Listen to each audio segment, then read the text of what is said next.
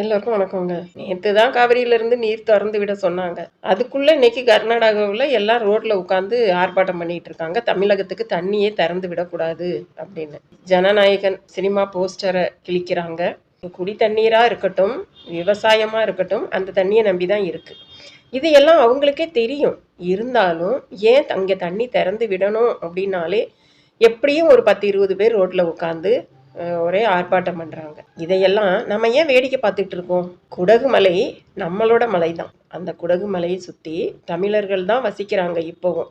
எடியூரப்பா இருக்கும்போது அவர் ஒக்கனேக்கல் எங்களோடது தான் அப்படின்னு சொல்லி எவ்வளவு தைரியமா கேட்டுட்டு நின்னாரு. அப்ப நமக்கு மட்டும் ஏன் அந்த தைரியம் எல்லாம் வரவே மாட்டேங்குது? குடகு மலை எங்களுது தான் போய் நான் எல்லாரும் போய் போராட்டம் பண்ணலாம்ல.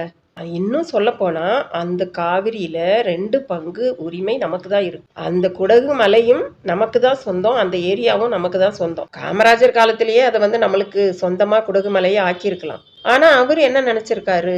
எல்லாம் இந்தியாவுக்குள்ள தானே இருக்கு. அவர் எவ்வளவு முற்போக்கான ஒரு மனிதரா இருந்திருக்காரு. எல்லாமே இந்தியாவுக்குள்ள தானே இருக்கு. நாம ஏன் அதை பிரிச்சு நமக்குன்னு சேர்க்கணும் அப்படின்னு நினைச்சிருக்காரு.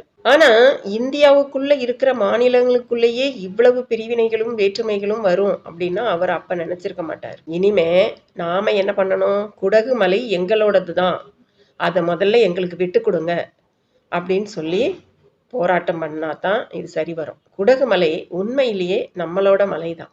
ஒரு சொட்டு தண்ணீர் கூட இங்க திறந்து விடக்கூடாதுன்னு அவ்வளவு ஆர்ப்பாட்டம் பண்றாங்களே. பயங்கரமா மழை பெய்யுதுன்னு வச்சுக்குவோம். எல்லாமே நிறைச்சாச்சு. மிச்ச தண்ணி எங்க போகும்? இவங்க எல்லாரும் சேர்ந்து குடிச்சிருவாங்களா? அதுல பாதிக்கப்படுறது யாரு? இந்த ஒரு ஆறா இருந்தாலும் பாதிப்பு அதிகம் யாருக்கு இருக்கோ அவங்களுக்கு தான் 3ல 2 பாகம் உரிமை உண்டு. நமக்கு தான் அந்த காவிரியில அவங்கள விட அதிகமான உரிமை இருக்கு. நியாயமா பார்த்தா நாம தான் போராடணும்.